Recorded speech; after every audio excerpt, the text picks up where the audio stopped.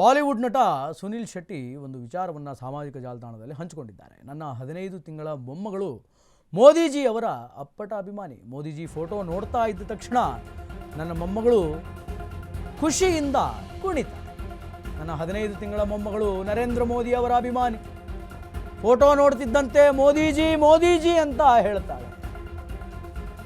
ಲಡ್ಡು ತಂದು ಮೋದಿ ಫೋಟೋಗೆ ತಿನ್ನಿಸ್ತಾಳೆ ನನ್ನ ಮೊಮ್ಮಗಳು ಅಂತ ಸುನಿಲ್ ಶೆಟ್ಟಿ ಹೇಳ್ಕೊಂಡಿದ್ದಾರೆ. ನಂಬೋದಕ್ಕೆ ಕೊಂಚಿತ ಅಸಾಧ್ಯವಾದರೂ ಕೂಡ ಇದು ನಿಜ ರೀ, ಇದು ನಿಜ. ಇದು ಬಾಲಿವುಡ್ ನಟ ಸುನಿಲ್ ಶೆಟ್ಟಿ ಮೊಮ್ಮಗಳ ಸ್ಟೋರಿ.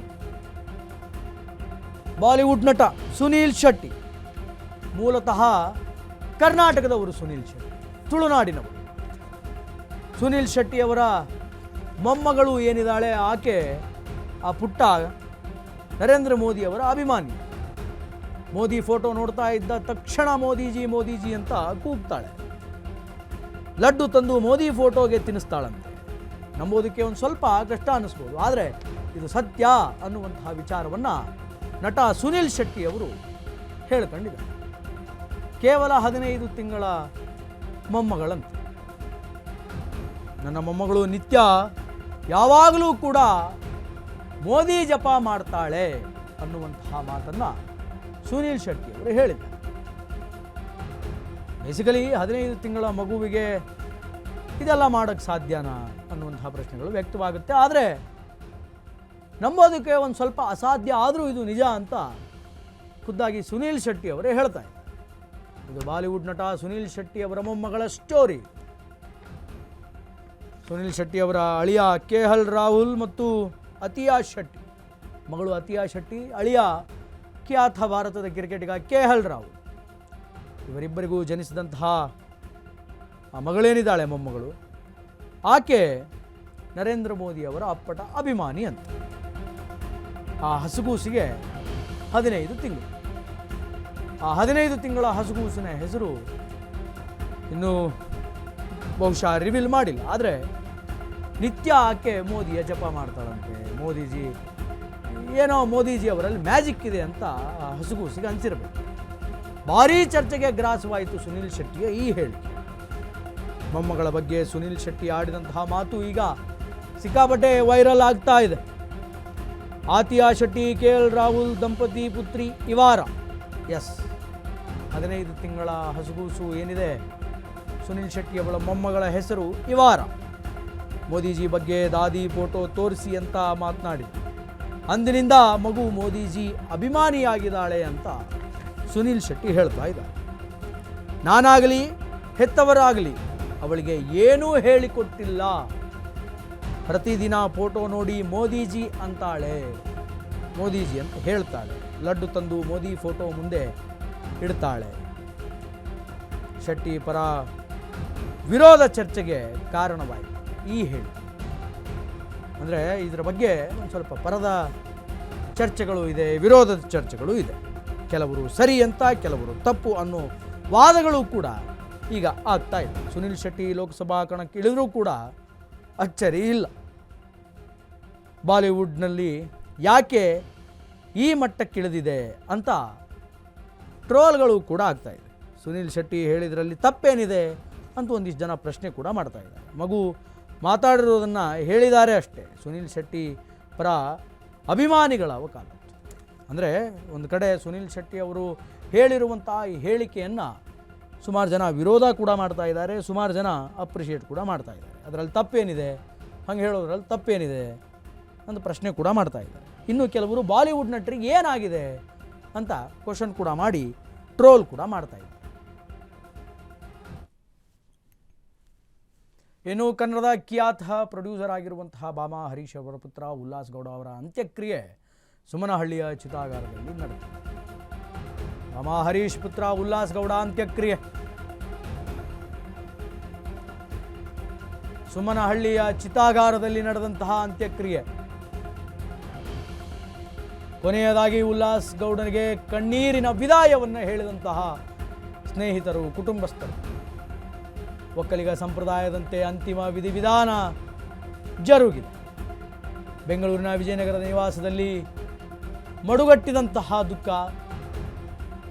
ಇನ್ನೊಮ್ಮೆ ಎದ್ದು ಬಾ ಅಂತ ಕಣ್ಣೀರಿಟ್ಟಂತಹ ಉಲ್ಲಾಸ್ ಗೌಡ ಕುಟುಂಬಸ್ಥರು. ಉಲ್ಲಾಸ್ ಕಂದ ಬಿಟ್ಟೋಗಬೇಡ ಅಂತ ಆತನ ತಾಯಿ ಸಹೋದರಿಯರು ಕಣ್ಣೀರನ್ನು ಇಡ್ತಾರೆ. ಹಿರಿಯ ಕ್ರೂರ ಆಟಕ್ಕೆ ಮೌನವಾದಂತಹ ಸ್ಯಾಂಡಲ್ವುಡ್. ಬಾಮಾ ಹರೀಶ್ ಪುತ್ರ ಉಲ್ಲಾಸ್ ಇನ್ನು ಕೇವಲ ನೆನಪು ಮಾತ್ರ. ದೃಶ್ಯಾವಳಿಗಳಲ್ಲಿ ನೋಡಬಹುದು, ಉಲ್ಲಾಸ್ ಸಹೋದರಿ, ಉಲ್ಲಾಸ್ ತಾಯಿ ದುಃಖವನ್ನು ಪ್ರದರ್ಶನ ಮಾಡ್ತಾ ಇದ್ದಾರೆ. ಉಲ್ಲಾಸ್ ಗೌಡ ಕೆಲ ದಿನಗಳ ಹಿಂದೆ ಟ್ರೆಕ್ಕಿಂಗ್ ಅಂತ ಹೋಗಿದ್ದರು, ಆದರೆ ಬರುವಾಗ ನಿಶ್ಚೇಷಿತ ವಸ್ತುವಾಗಿ ತಮ್ಮ ವಿಜಯನಗರದ ನಿವಾಸವನ್ನು ತಲುಪಿದ್ದಾರೆ. ಇವತ್ತು ಉಲ್ಲಾಸ್ ಗೌಡ ಅವರ ಅಂತ್ಯಕ್ರಿಯೆ ಸುಮ್ಮನಹಳ್ಳಿಯ ಚಿತಾಗಾರದಲ್ಲಿ ಒಕ್ಕಲಿಗ ಸಂಪ್ರದಾಯದ ವಿಧಿವಿಧಾನಗಳ ಪ್ರಕಾರ ಆಗಲಿಕ್ಕಿದೆ. ತಾಯಿಯ ಆಕ್ರಂದನ ಮುಗಿಲು ಮುಟ್ಟಿದೆ. ಮತ್ತೊಮ್ಮೆ ಎದ್ದು ಬಾ ಅಂತ ಉಲ್ಲಾಸ್ ಗೌಡ ಅವರ ತಾಯಿ ತಮ್ಮ ದುಃಖವನ್ನು ತೋಡಿಕೊಳ್ತಾ ಇದ್ದಾರೆ. ಬಾಮಾ ಹರೀಶ್, ಕನ್ನಡದ ಖ್ಯಾತ ನಿರ್ಮಾಪಕರಾದಂತಹ ಬಾಮಾ ಹರೀಶ್ರವರ ಪುತ್ರ ಉಲ್ಲಾಸ್ ಗೌಡ. ಮದುವೆ ಅನ್ನುವಂಥದ್ದು ನಿಶ್ಚಯ ಆಗಲಿಕ್ಕಿತ್ತು. ಇನ್ನೇನು ಕೆಲವೇ ದಿನಗಳಲ್ಲಿ ನಿಶ್ಚಿತಾರ್ಥ ಕೂಡ ಇತ್ತು. ಹುಡುಗಿ ಕೂಡ ಒಪ್ಪಿಗೆಯನ್ನು ಕೊಟ್ಟಿದ್ಲು. ಬಾಳಿ ಬದುಕಬೇಕಾದಂತಹ ಉಲ್ಲಾಸ್ ಗೌಡ ಇವತ್ತು ಪಾರ್ಥಿವ ಶರೀರವಾಗಿ ಪಂಚಭೂತಗಳಲ್ಲಿ ಲೀನರಾಗಿದ್ದಾರೆ. ಉಲ್ಲಾಸ್ ಗೌಡ ಅವರ ಈ ಒಂದು ಸಾವಿನಿಂದ ಕಂಪ್ಲೀಟಾಗಿ ಸ್ಯಾಂಡಲ್ವುಡ್ ಶಾಂತಿಯನ್ನು ಪಾಲಿಸ್ತಾ ಇದೆ. ಕನ್ನಡ ಚಿತ್ರರಂಗದಲ್ಲಿ ಮತ್ತೆ ಹೃದಯಾಘಾತದ ಆತಂಕ. ಸ್ಯಾಂಡಲ್ವುಡ್ನಲ್ಲಿ ಹೆಚ್ಚಾಗ್ತಾ ಇದೆಯಾ ಸೈಲೆಂಟ್ ಕಿಲ್ಲರ್ ಭೀತಿ? ಒಬ್ಬರಲ್ಲ ಇಬ್ಬರಲ್ಲ ಹಲವು ಕಲಾವಿದರ ಅಕಾಲಿಕ ನಿಧನ. ಪುನೀತ್ ರಾಜ್ಕುಮಾರ್ ಸೇರಿ ಹಲವು ಕಲಾವಿದರು ಹೃದಯಾಘಾತಕ್ಕೆ ಸಾವನ್ನ ಹೊಂದಿದ್ದಾರೆ. ಯಾಕೆ ಹೆಚ್ಚಾಗ್ತಾ ಇವೆ ಹಾರ್ಟ್ ಅಟ್ಯಾಕ್ ಪ್ರಕರಣಗಳು? ಇದಕ್ಕೆ ಹಿಂದಿರುವಂತಹ ಕಾರಣ ಏನು? ಅತಿಯಾದ ವರ್ಕೌಟಾ ಅಥವಾ ಸ್ಟ್ರೆಸ್ಸಾ ಅಥವಾ ಲೈಫ್ ಸ್ಟೈಲೇ ಇದಕ್ಕೆ ಕಾರಣನ? ಕಡಿಮೆ ವಯಸ್ಸಿನಲ್ಲಿಯೇ ಯಾಕೆ ಹಾರ್ಟ್ ಅಟ್ಯಾಕ್ ಅನ್ನುವಂಥದ್ದು ಆಗ್ತಾ ಇದೆ? ಕನ್ನಡ ಚಿತ್ರರಂಗವನ್ನು ಬೆಚ್ಚಿ ಬೀಳಿಸ್ತಾ ಇದೆಯಾ ಈ ಹೃದಯಾಘಾತ? ಯಾಕೆ ಹಾರ್ಟ್ ಅಟ್ಯಾಕ್ಗಳಾಗ್ತಾ ಇದೆ? ಅದರಲ್ಲಿಯೂ ಕನ್ನಡ ಚಿತ್ರರಂಗಕ್ಕೆ ಯಾಕೆ ಈ ಹೃದಯಾಘಾತದ ಆತಂಕ ಮನೆ ಮಾಡ್ತಾ ಇದೆ? ಪುನೀತ್ ರಾಜ್ಕುಮಾರ್ ಅವರಿಂದ ಹಿಡಿದು ಅನೇಕ ಜನ ನಟ ನಟಿಯರಿಗೆ ಈ ಹಾರ್ಟ್ ಅಟ್ಯಾಕಿನ ಒಂದು ಭೀತಿ ಅನ್ನುವಂಥದ್ದು ಹೆದರಾಗಿತ್ತು. ದೃಶ್ಯಾವಳಿಗಳಲ್ಲಿ ನೋಡ್ಬೋದು, ಒಂದು ಕಡೆ ಪುನೀತ್ ರಾಜ್ಕುಮಾರ್, ರಾಕೇಶ್ ಪೂಜಾರಿ, ಏನೋ ಇದೆ ಅಂತ ನಾವು ಬದುಕ್ತಾನೆ ಇದ್ದೀವಿ.